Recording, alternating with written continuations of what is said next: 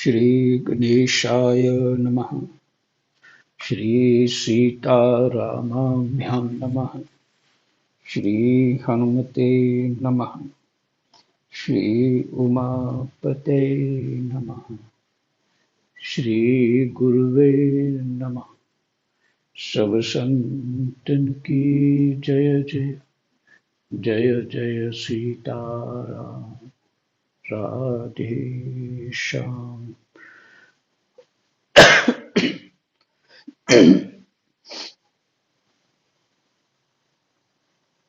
जी, 18वां अध्याय पूर्ण हो गया,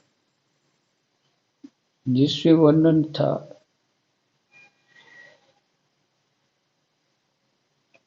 ये पूरा हुआ कि नहीं हुआ। हो गया पूरा।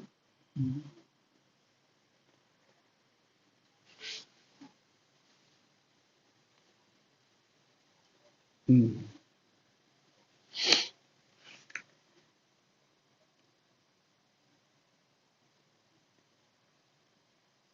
पंचम स्कंध 19वां अध्याय। किम पुरुष और भारतवर्ष का वर्णन।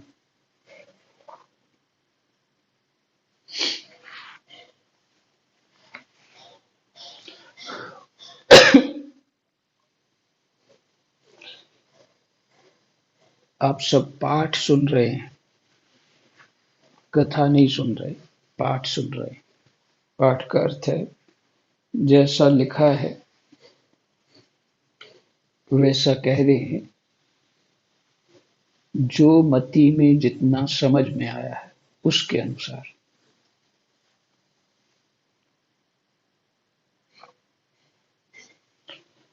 तो चलें भगवान शुकदेव के पास, उनका प्रवचन सुने। श्री सुखदेव जी कहते हैं, राजन, किम पुरुष वर्ष में श्री लक्ष्मण जी के बड़े भाई आदि पुरुष सीता हृदयाभिराम सीता हृदयाभिराम भगवान श्री राम के चरणों की सन्निधि के रसिक परम भागवत श्री हनुमान जी अन्य किन्नरों के सहित अविचल भक्ति भाव से उनकी उपासना करते हैं।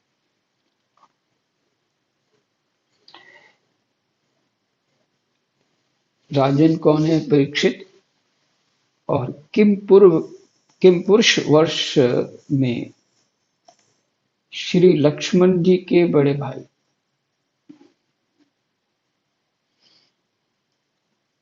श्री लक्ष्मण जी के बड़े भाई आदि पुरुष सीता हृदयाभिराम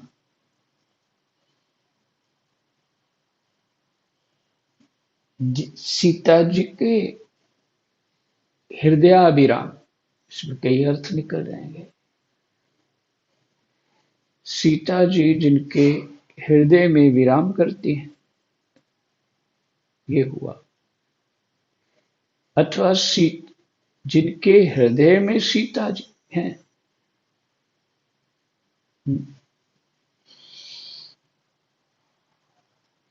पंडित राजाराम मिश्र जो हैं, जिनसे हमने ये पढ़ा है, वो बता रहे थे 90+ हैं वो अभी। तो वो बता रहे थे कि राधा जी कौन है? कहते हैं कृष्ण की आत्मा। कृष्ण की आत्मा है राधा जी। इसी तरह हमको यहाँ भाग लेना है, हृदयाभिराम।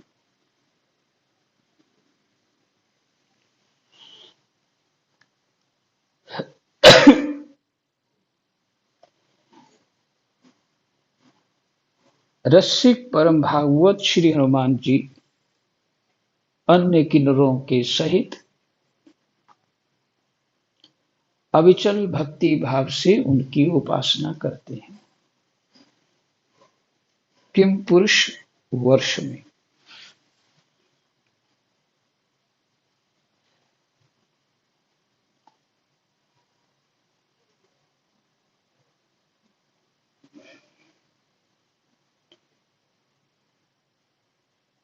कभी एक श्लोक आता है, उमापतये नमः।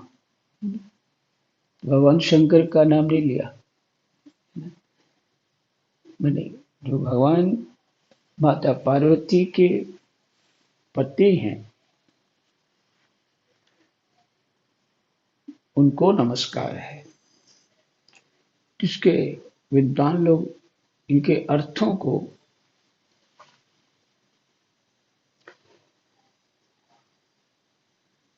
बड़े विस्तार से बताते हैं,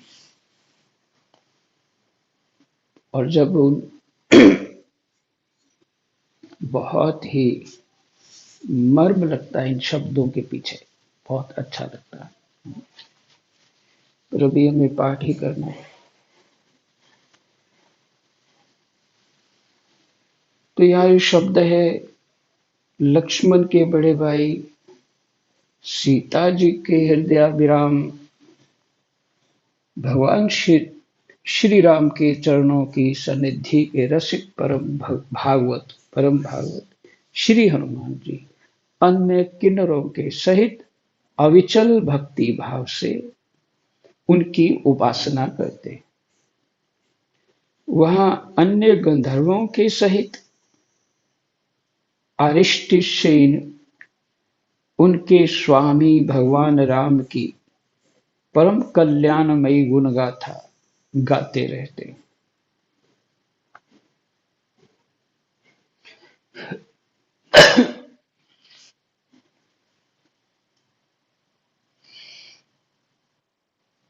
जहाँ अन्य गंधर्वों के सहित अरिष्टसेन उनके स्वामी भगवान राम की परम कल्याणमयी गुण गाथा गाते रहते हैं।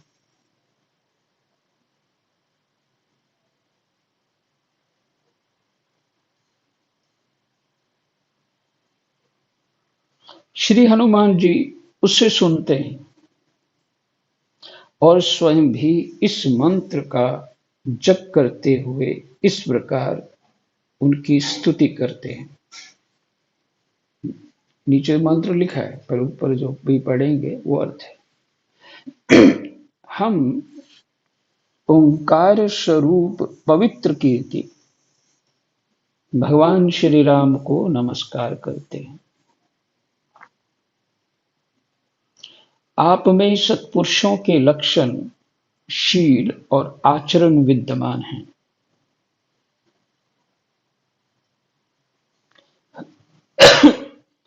आप बड़े ही संयत चित्त,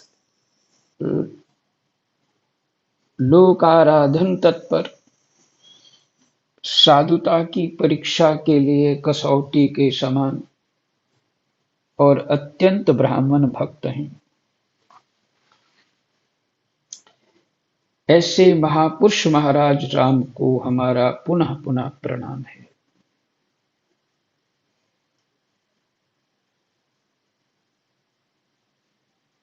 फिर से इस मंत्र का अर्थ,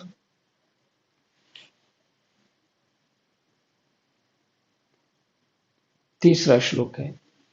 हम ओंकार स्वरूप पवित्र कीर्ति भगवान श्री राम को नमस्कार करते हैं। आप में सत्पुरुषों के लक्षण, शील और आचरण विद्यमान हैं। आप बड़े ही संयत चित्त, लोकाराधन तत्पर, साधुता की परीक्षा के लिए कसौटी के समान और अत्यंत ब्राह्मण भक्त हैं। ऐसे महापुरुष महाराज राम को हमारा पुनः पुनः प्रणाम है।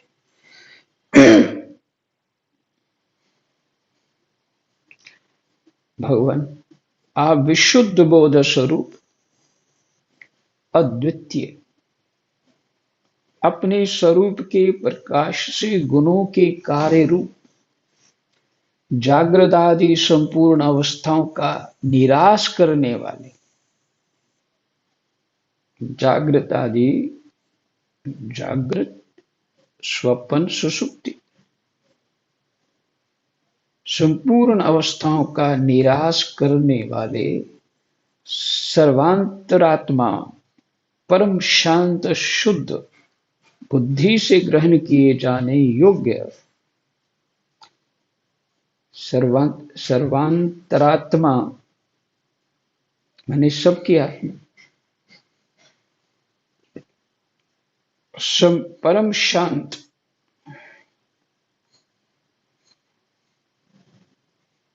शुद्ध बुद्धि से ग्रहण किए जाने योग्य नाम रूप से रहित और अहंकार शून्य है।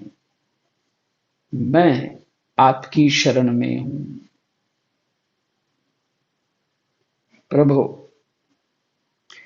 आपका मनुष्य अवतार केवल राक्षसों के वध के लिए ही नहीं है,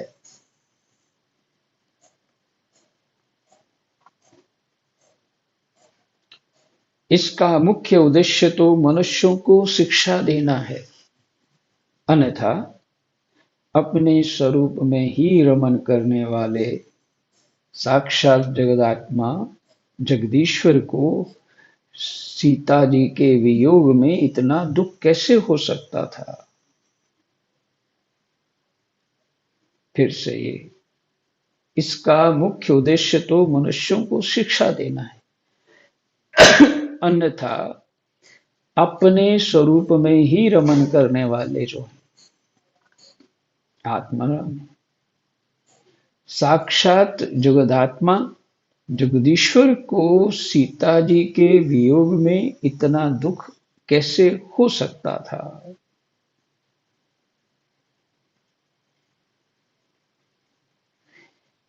कारण था मनुष्य को शिक्षा देना। इसका अर्थ ये भी है, हमारी शिक्षा के लिए भगवान ने इतना कष्ट उठाया।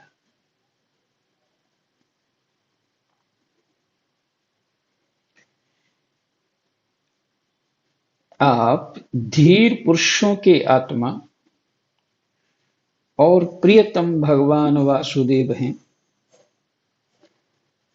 त्रिलोकी के किसी भी वस्तु में आपकी आसक्ति नहीं है। आप ना तो सीता जी के लिए मोह को ही प्राप्त हो सकते हैं और ना लक्ष्मण जी का त्याग ही कर सकते हैं। फिर से,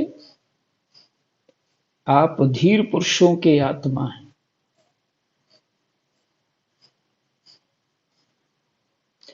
ये जो नीचे टिप्पणी है उसको पढ़ लेते हैं।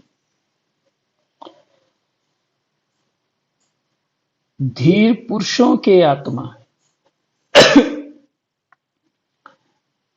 तो यहां टिप्पणी क्या है, जहां शंका होती है कि भगवान तो सभी के आत्मा हैं, फिर यहां उन्हें आत्मवान धीर पुरुषों के ही आत्मा क्यों बताया गया है, मैंने धीर शब्द क्यों लगा है? इसका कारण यही है कि सबके आत्मा होते हुए भी उन्हें केवल आत्मज्ञानी पुरुष ही अपने आत्मा रूप से अनुभव करते हैं। जो धीर वही होते हैं जो अपनी समस्याओं से विचलित नहीं होते। धीर वही होते हैं जो अपनी समस्याओं से विचलित नहीं होते।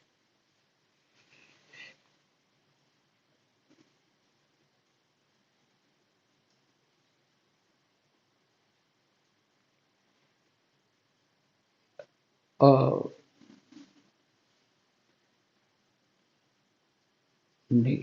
अधीर क्या चीजें कर देती है, काम क्रोध लोभ मोह अहंकार यही कर देते हैं अधीर में। इसलिए धीर पुरुष ही उनका अनुभव करते हैं, अन्य पुरुष नहीं।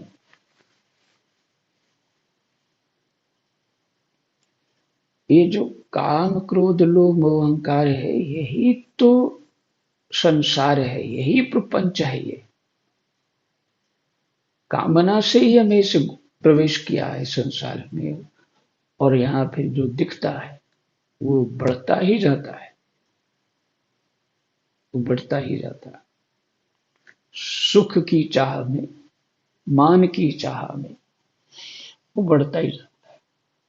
और फिर अन्याय ये हो गया, फिर उसमें घुस जाता है। अन्याय हो गया तो न्याय करने लग जाएगा।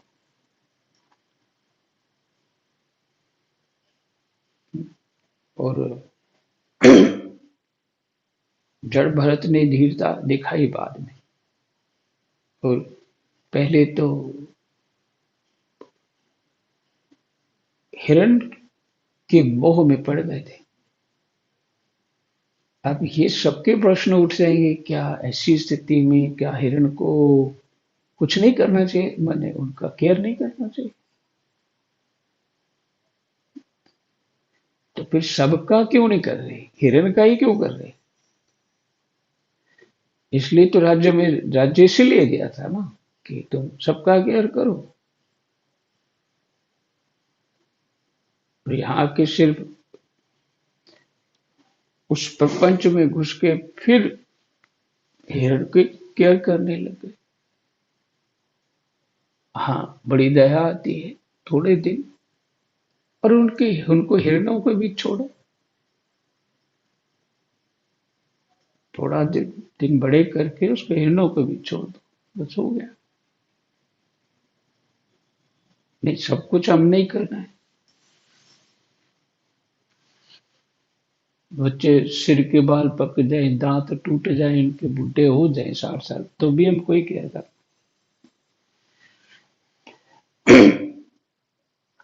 ये मोह है।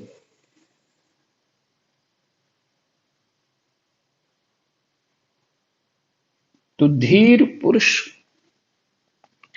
काम क्रोध लोभ मोह अहंकार ही जीव को अधीर कर देता है ना? कितना कठिन है।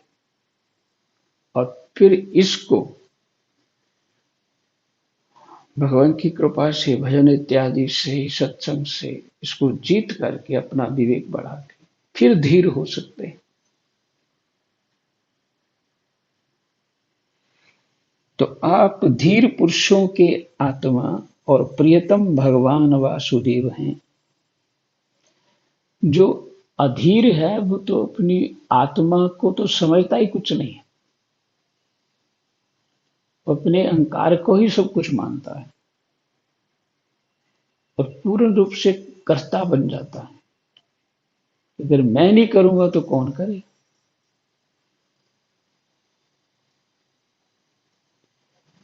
चौराहे की सारी ट्रैफिक वही संभालना चाहता है।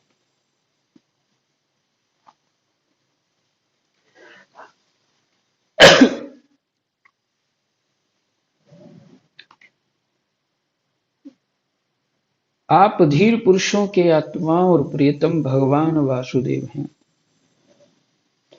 त्रिलोकी की किसी भी वस्तु में आपकी आसक्ति नहीं है। आप ना तो सीता जी के लिए मोह को ही प्राप्त हो सकते हैं और ना लक्ष्मण जी का त्याग ही कर सकते हैं। फिर एक टिप्पणी दिया है, लक्ष्मण जी के त्याग। एक बार भगवान श्री राम एकांत में एक देवदूत से बात कर रहे थे। उस समय लक्ष्मण जी पहरे पर थे और भगवान की आज्ञा थी कि यदि इस समय कोई भीतर आवेगा तो वह मेरे हाथ से मारा जाएगा। इतने में ही दुर्वासा मुनि चले आए और उन्होंने लक्ष्मण जी को अपने आने की सूचना देने के लिए भीतर जाने को विवश किया। इससे अपनी प्रतिज्ञा के अनुसार भगवान बड़े असमंजस में पड़ गए।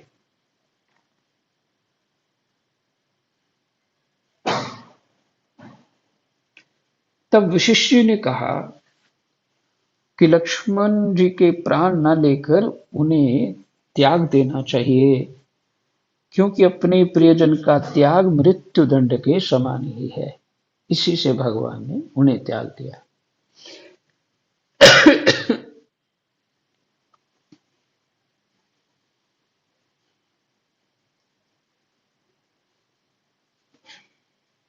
तो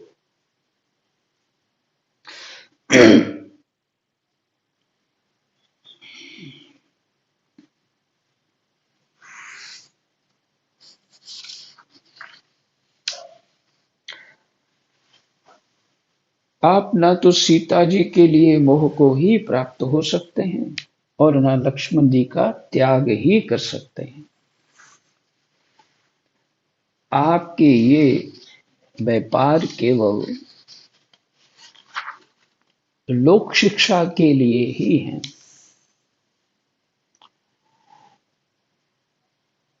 लक्ष्मणाग्रज भगवान राम ही है। लक्ष्मणाग्रज माने लक्ष्मण जी के वो बड़े भाई। उत्तम कुल में जन्म, सुंदरता, वाक चातुरी, बुद्धि और श्रेष्ठ योनि, इनमें से कोई भी गुण आपकी प्रसन्नता का कारण नहीं हो सकता।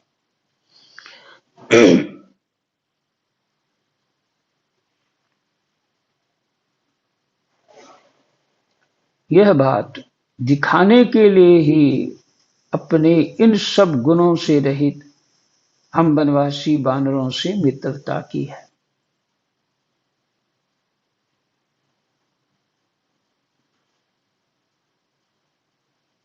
उत्तम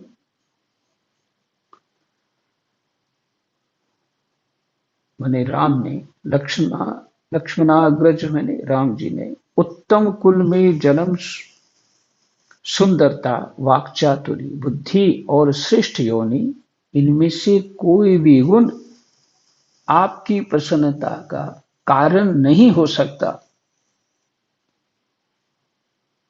यह बात दिखाने के लिए ही अपने इन सब गुणों से रहित हम वनवासी बानरों से मित्रता की है।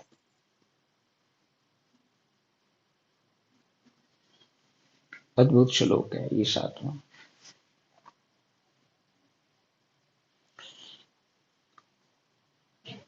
वैसे देखो,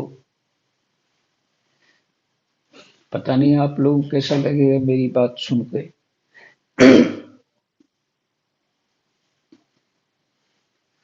बानरों के जितने गुण हैं हम सभी में हैं।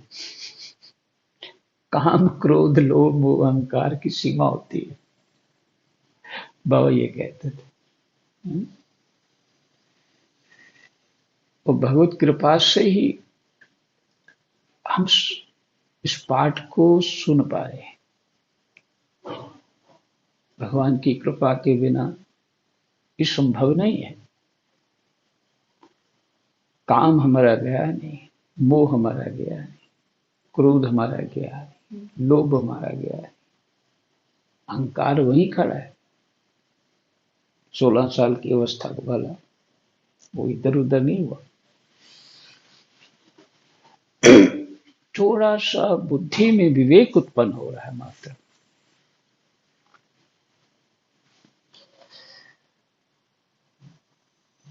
और श्लोक मुझे बहुत बढ़िया लगा। आप हमारे गुण देख के प्रसन्न नहीं हुए, आप अपनी ही कृपा से प्रसन्न रहते हैं।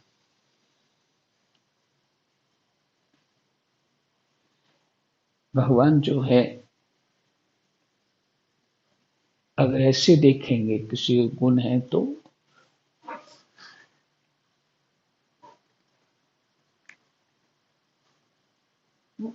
सूरदास जी कहते हैं ना,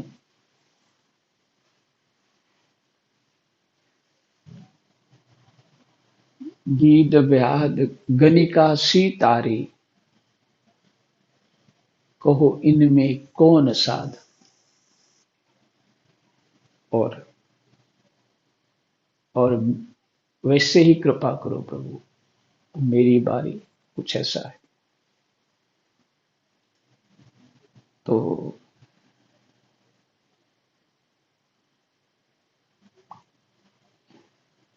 उस आत्मा को, उस अनुभव को धीर पुरुष समझ पाते हैं ना। तो हनुमान जी की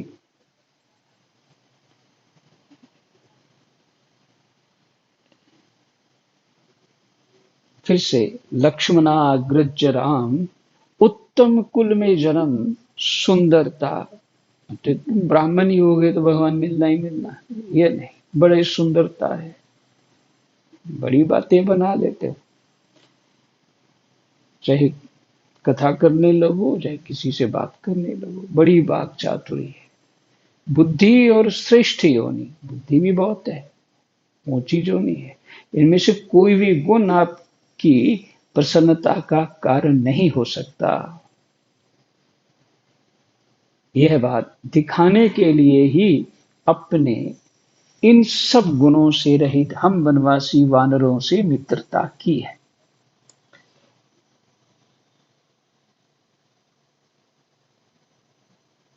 देवता, असुर, वानर अथवा मनुष्य कोई भी हो, उसे सब प्रकार से श्री राम रूप आपका ही भजन करना चाहिए। देवता, असुर, वानर अथवा मनुष्य कोई भी हो, उसे सब प्रकार से श्री राम रूप आपका ही भजन करना चाहिए, क्योंकि आप नर रूप में साक्षात श्री हरि ही हैं।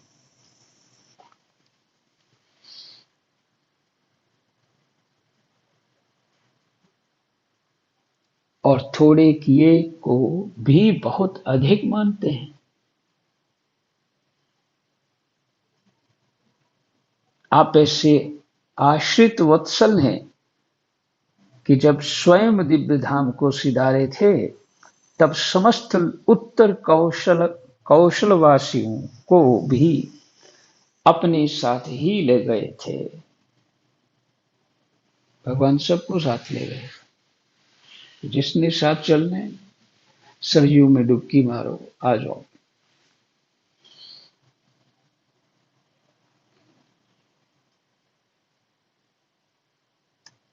महाप्रयाण जो राम जी जैसा है, वो किसी का नहीं दिखता।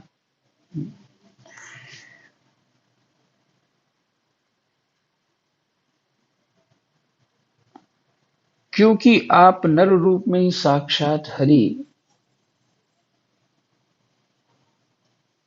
ही हैं और थोड़े किए को भी बहुत अधिक मानते हैं।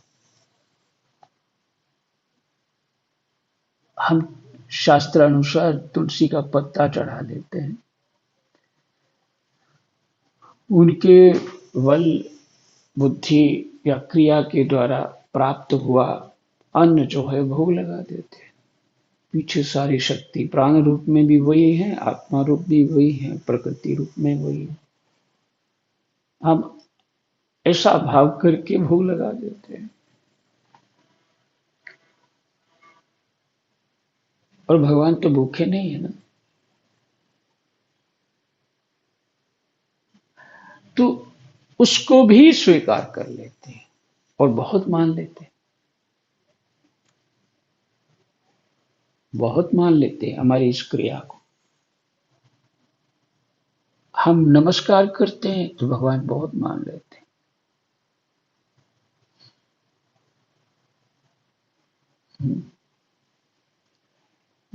द्रौपदी ने तो एक उस साफ की हुई पतीली में जो पत्ता बच गया था,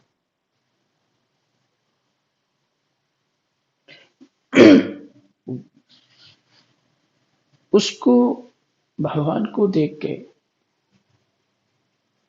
अर्पण करके, और जो इतने 10,000 ऋषियों को जो दुर्वासा लेके आए थे, उन सब का पेट भर दिया। तो कितना लिया और कितना दिया। इसलिए थोड़े किए को भी बहुत अधिक मानते हैं। आप ऐसे आश्रित वत्सल हैं कि जब स्वयं दिव्य धाम को सिधारे थे, तब समस्त उत्तर कौशल वासियों को भी अपने साथ ही ले गए थे। भारतवर्ष में भी भगवान दयावश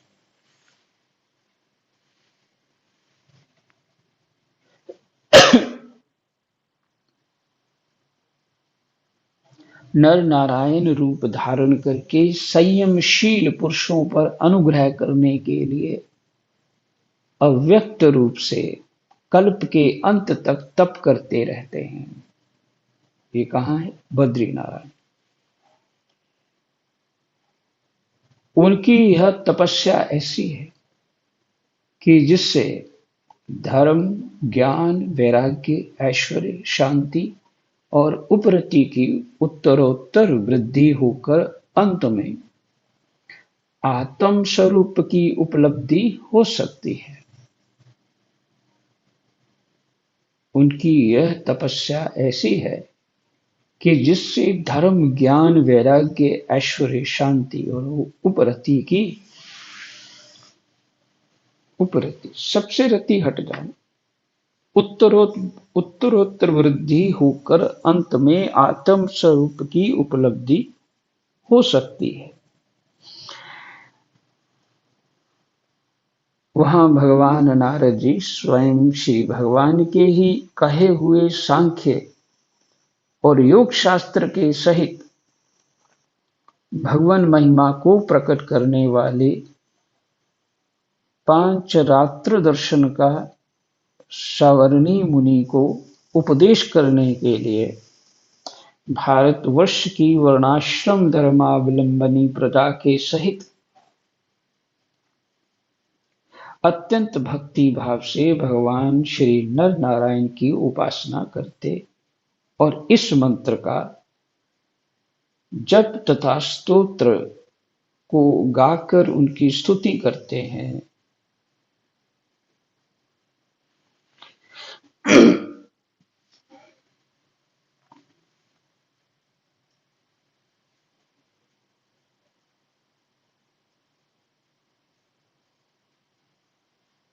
इस श्लोक को फिर से पढ़ लेते हैं।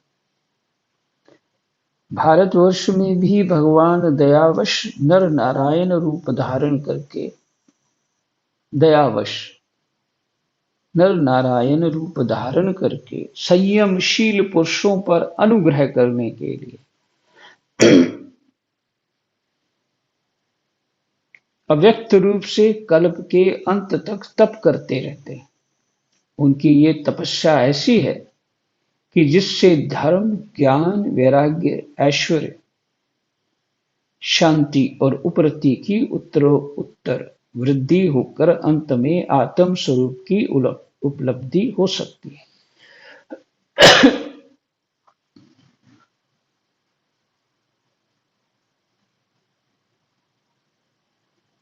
बने धर्म की रक्षा हम सब जीवों पे जो धर्म की रक्षा करने का एक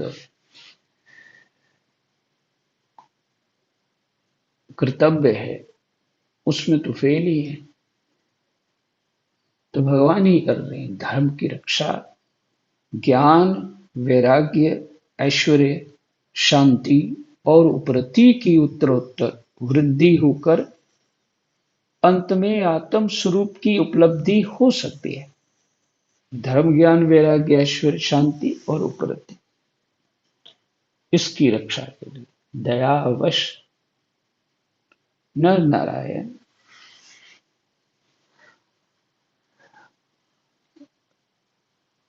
और ये सब किन में होता है? संयमशील पुरुषों में ही होता है। वहां भगवान नारद जी स्वयं श्री भगवान के ही कहे हुए सांख्य और योग शास्त्र के सहित भगवान महिमा को प्रकट करने वाले पांच रात्र दर्शन का सावर्णी मुनि को उपदेश करने के लिए वहां भगवान नारद जी स्वयं श्री भगवान के ही कहे हुए सांख्य और योग शास्त्र के सहित भगवान महिमा को प्रकट करने वाले, भगवान की महिमा को प्रकट करने वाले पांचरात्र दर्शन का सावर्णी मुनि को उपदेश करने के लिए भारतवर्ष की वर्णाश्रम धर्मावलंबनी प्रजा के सहित वर्णाश्रम धर्मावलंबनी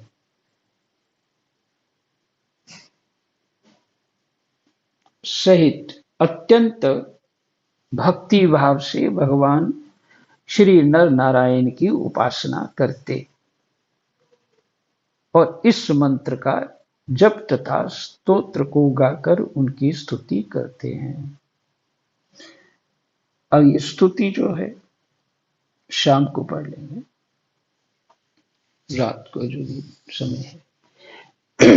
जय जय सीताराम, राधे श्याम, कृष्णाय वासुदेवाय, हरे परमात्मने प्रणतक्लेशनाशाय गोविन्दाय नमो